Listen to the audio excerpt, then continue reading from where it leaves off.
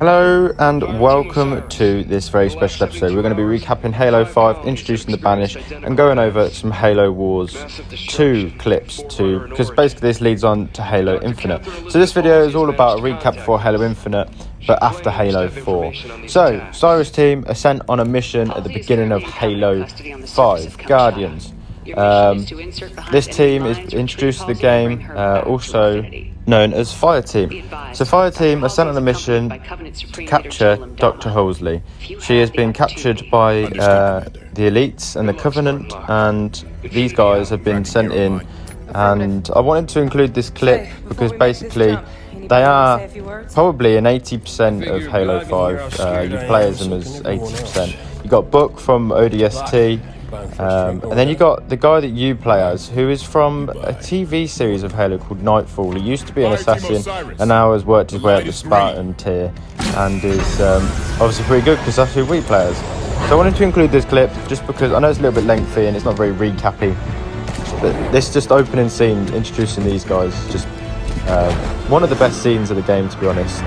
They do it for Blue Team, which is Master Chief's team as well, which we'll get on to. But it's just a really cool open scene. And there we go, look, this is literally the open scene of the game. Just want to say, if you haven't seen my Halo 5 walkthrough and you want to see the game fully, be sure to go check that out. It is on the channel. But I will be recapping it here and then moving on through Halo Wars. And then introducing the Banished. So if you don't know who the Banished is, we'll cover that later on in the video. And yeah, so this is Fire Team dropping in, going to save Dr. Halsey, and it is just a really cool scene. Obviously Covenant ships landing in on like a snowy area, taking out the Covenant in slow-mo, nice shotguns and things like that.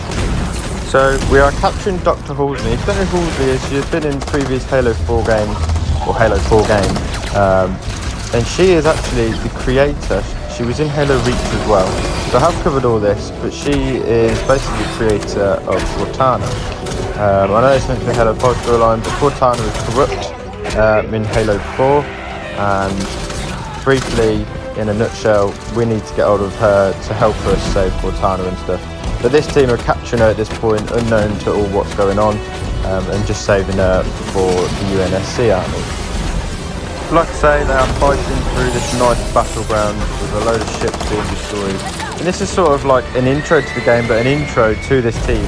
This gets you pumped, this gives you goosebumps. To Fire Team. They have not really been in the game much. You've seen Book in Halo ODST, but with the others we don't really know. They sort of want to build this bond, introducing them to the Halo series franchise, I guess. We're used to Master Chief and Arbiter, and we are introduced to Fire Team. So Fire Team landing, they assault into the Covenant's base where Halsey is captured. And basically, again, we're introduced to their sort of power and how they can manipulate and how they can basically take on the Covenant army and save Dr. Halsey. So you may be wondering why the Covenant have captured her. They basically need humans to activate artifacts from Forerunners. So that's why humans are only useful to the Covenant. So that's why they haven't killed her. They're using her to activate a Forerunner device, because Forerunners designed it so only humans could activate them. I did cover a lot of this in my previous recap video from the Halo storyline up to Halo 5, so if you want to check that out, be sure to go check that video out, it'd be awesome. With Halsey captured, we are now on to Blue Team. Blue Team is Master Chief's team, the A-Team as I like to call them, and this is their sort of fancy intro. Again, we've had our awesome intro to Fire Team, and now Master Chief and Blue Team are getting their cinematic intro. Again, building that relationship again with Master Chief. This game was sort of a bond to introduce new teams, and it's different for Halo. So, skipping the story, a lot happens between the two teams. Master Chief is on the hunt for Cortana, and Blue Team understand that she is quite evil, but Master Chief wants to try and talk to her to understand what she's doing. Here we have a Fire Team helping the Arbiter take over the Covenant and take over the sort of Covenant army, because that's what Arbiter's introduced within this game. The reason why they help Arbiter is to get on board a Guardian, because earlier on in the game, Master Chief is taken through a portal on a Guardian by Cortana, but Fire Team don't. Fire Team go through, and Blue Team don't actually go through. So that's why they help the Arbiter to basically catch up with Master Chief to find Cortana. And this is where we are. We are on the Guardian. This is where we come through, not as Master Chief, but as Fire Team. They eventually catch up with Master Chief on this planet where the Guardians bring them, which for some reason Cortana's capturing all the Guardians to bring them to this planet for some weird master plan of hers, which we don't quite know yet. But you can see here the conflict of Master Chief knowing that Cortana's evil, but he wants to save her because obviously they're companions, they're friends. But the other team disagree and just want to destroy her. But you kind of agree to disagree with everyone. Because you know Cortana's good but bad, and you like her but you don't. So, yeah.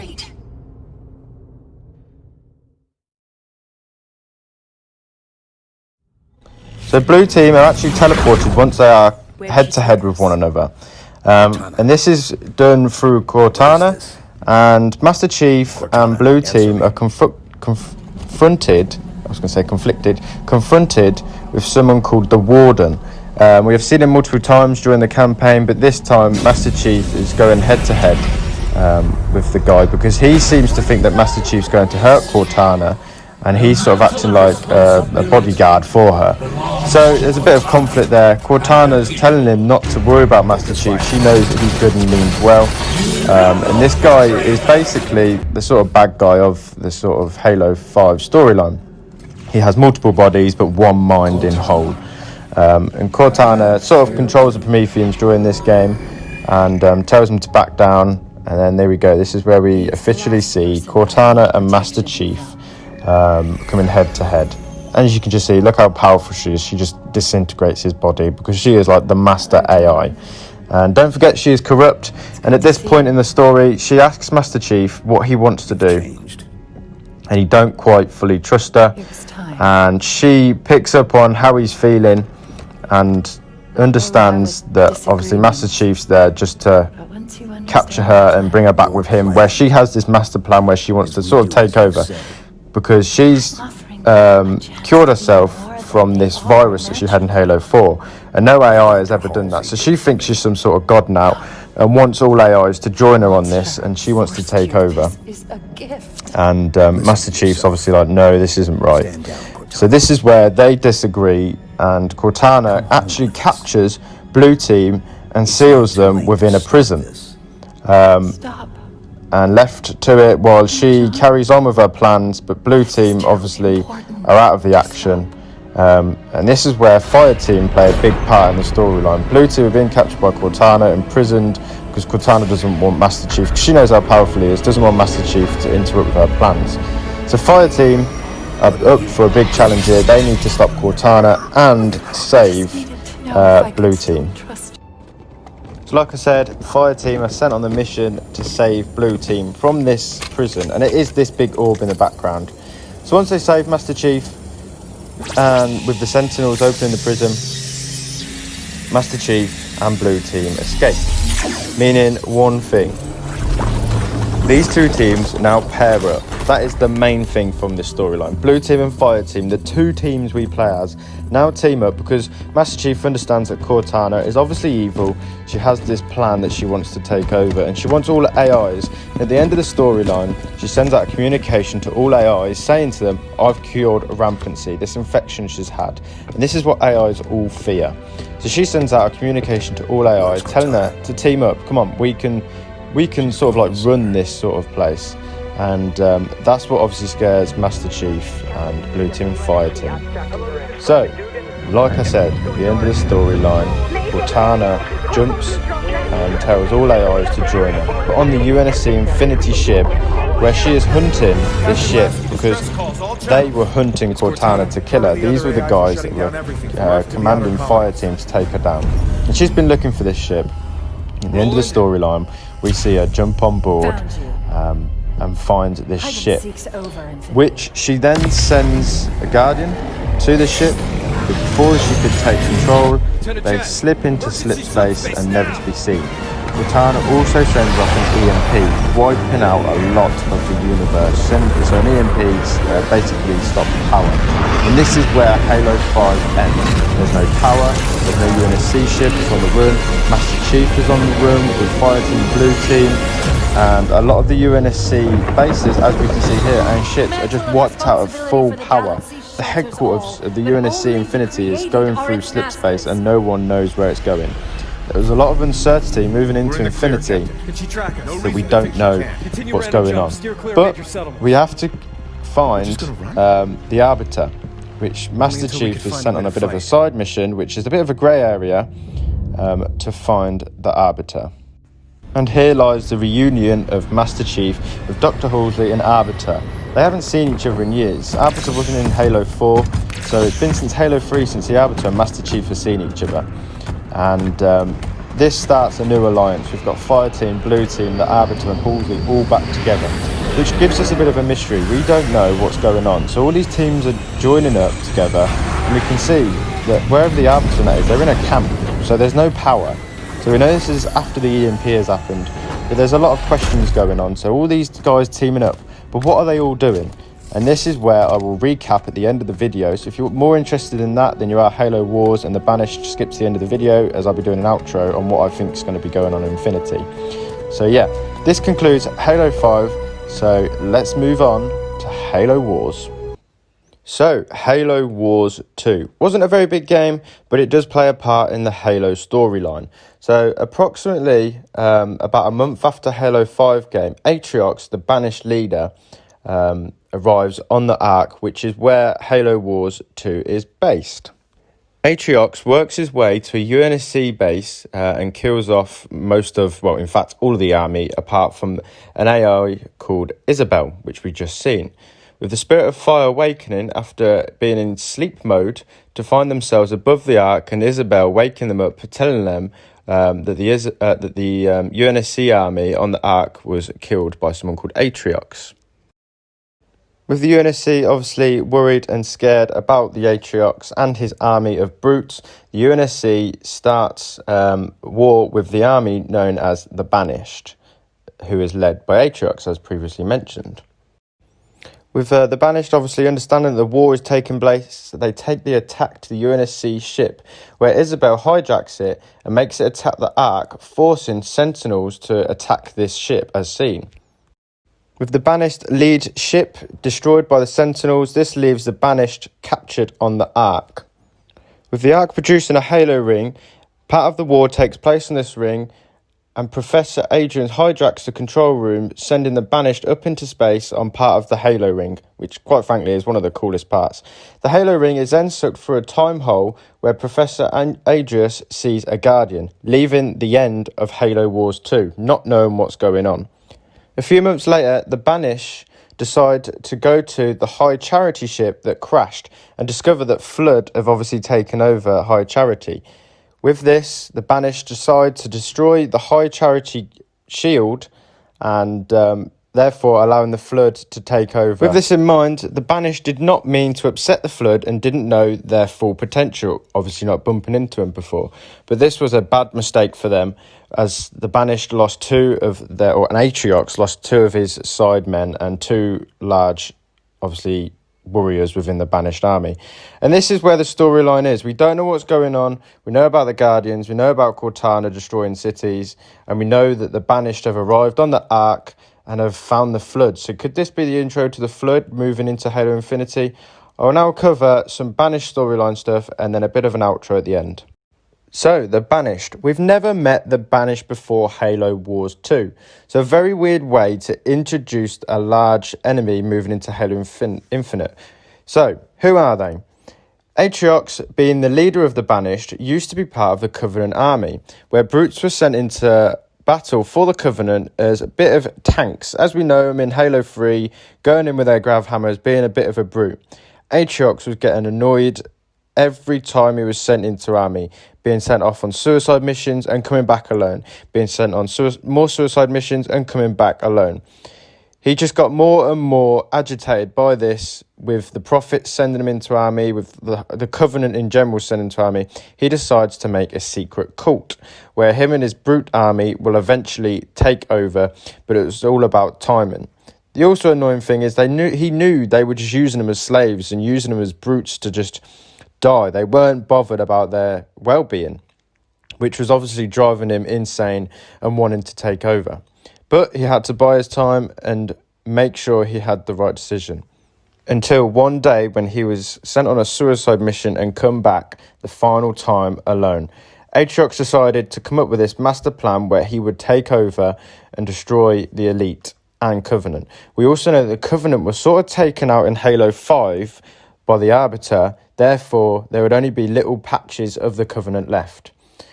With him about to be slayed by the Elites because they could tell that he was going to turn on them, Atriox destroyed the Covenant by taking over with all the other brutes, killing the Elites within this slaughter. So he was about to be killed, and he knew he was about to be killed. They were obviously clocking onto his plans and wasn't happy with what they were doing to the brutes, and just decided to flip one day, and that was it. He was going to turn. There we go, him handing in, the Elite's going to kill him, and him sort of banishing himself, which I'm guessing where the name's coming from. He banished the Elite leaders and sort of become like the rebel army of the Covenant. And this sort of scene is just amazing, where they introduce the Banished taking over from the Covenant. And there we have it. Atriox is taking over, and he has his sidekicks as seen, and they are big brutes. With this, they also decide to team up with some certain Covenant patches to join the army, and this leads us on to his sort of right-hand man, which is in Halo Wars, and we know he's built an army. It is in Halo Wars. He's got a big army. He's taken over Covenant bases, allowing them to join his team because they're scared of him. They are physically scared. He takes over ships to get, obviously, weapons, and Valir decides to join the army and become a bit of a right-hand man, as he is in Halo Wars 2. So we know he's built his army. We know he's got arsenry because he's taken over ships, Covenant ships before, and he is sort of taken over the Covenant because they were weak in Halo 5. He's taken this opportunity to become, the boss. But also alongside, there is a stealthy side of the Covenant which we've never really seen before. They are sort of the Covenant's ODSTs. He knows about these ODSTs and wants them on his side. So with the Banished taking over this element ship, he wants them to be part of his team because he knows they are a threat. And this is why he's so clever. He takes over what he knows as a threat. He kills off some of his guys, the Elite guys, and tells the others to join his army. And that is where we are at today with the Banished. We know that he is a very manipulative man, and brute. We know that he can take over. He's got scarabs, he's got cities he's taken over, he's got ships he's taken over. And this is the threat Master Chief has to face in Halo Infinite. So with him building his army, this brings us back to the Halo Wars 2 storyline, where he takes on the UNSC and is captured on the Ark because the ship was taken out. And this is where they find the High Charity. Obviously, just covering their storyline, there was no flood mentioned, and he sends two of his guys off to capture High Charity for more army parts. As we can see, the High Charity is a large place within the Ark, and we know it's taken over by the flood. But with them not knowing the flood sort of threat, he sends his two best guys in to take over and capture. Obviously, a lot of the Covenant stuff is on this High Charity ship, and he wants to capture more stuff to build his army. So he sends a Scarab to take it down. Opening the High Charity shield, this unleashes the flood. As seen here. What a scene. The flood are here, and the flood are back. I mentioned in Halo 5 and Halo 4, where have they been? This is sort of now the flood's area of growth. They are growing. We can see here different flood, and a grave mind has been formed within High Charity. We seem to think that the Banished have taken out the flood, but we don't know. We don't know if they've taken them out or they're in hiding or what, but we know they have taken a good attack. And here we have his two brutes who believe they have taken out the flood, but we are not sure. This then leads us on to my outro, which is going to introduce what I think is going to happen in Halo Infinite. So I hope you've enjoyed these recaps and introducing the Banished. Don't forget to drop a like and subscribe. And we are now going to move on to Halo Infinite. So we now have footage of Halo Infinite. And I thought I'd put this in at the end because this video is all about leading up to Halo Infinite. We've covered in our previous video all of the storyline up to Halo 5, and today we have covered Halo 5, Halo Wars 2, and who are the Banished, because we are unknown to what they are. And within this outro and within this sort of clip towards the end, I'm going to be covering what I think is going to happen in Halo Infinite. So, we know that this game is based about a year and a half after Halo 5. So, probably about a year and a bit after Halo Wars 2. So, we are on this sort of mega ring. We know the Chief is obviously on Installation 07, which is his mega ring, this master ring is bigger than all the rings we know before and was created by the Greater Ark. We know the Lesser Ark from all the other Halos, but this ring was created by the Greater Ark. So a fun fact for you that we're obviously on this ring, this big ring. Just a fun fact for you that it is 3 times larger than the rings we have known before, which is just amazing, which is why I'm guessing this is such an open world Halo game. Are we going to be able to explore a lot of this ring? But why is Master Chief on this ring? We've not heard about it before, up until really now. We've never seen it, never heard of it. So we know Cortana has been obviously trying to take over. She's got AIs, but I believe because of the end of Halo 5 with the introduction of Arbiter during the Fire Team Blue Team, Master Chief is on the hunt for weapons. He is on the hunt for Forerunner weapons, going back to places or new places to find Forerunner artifacts to take her out. He has got to be on the hunt to build an army and to find new weapons. But he runs into the Banished at the same time, and the Banished are on the Ark and probably near this. Well, in fact, we know they're on this new ring. So, what is going to happen? Master Chief's found this ring. Does he need Forerunner artifacts to take Cortana out? He's building an army. He's going around finding. It might be that he's on this ring to find the Banished to help him. We don't know. That is a big speculation. But there we go.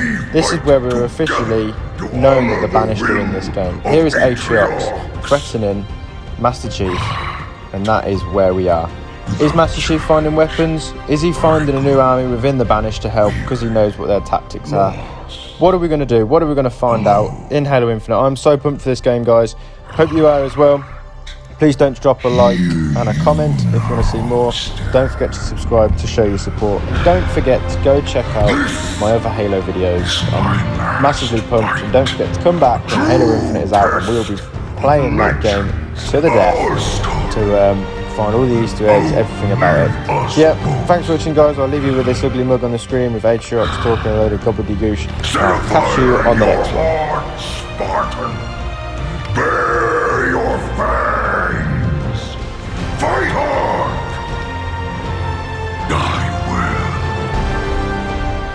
Just to say thank you for watching. Please go check out some more videos, and don't forget to subscribe.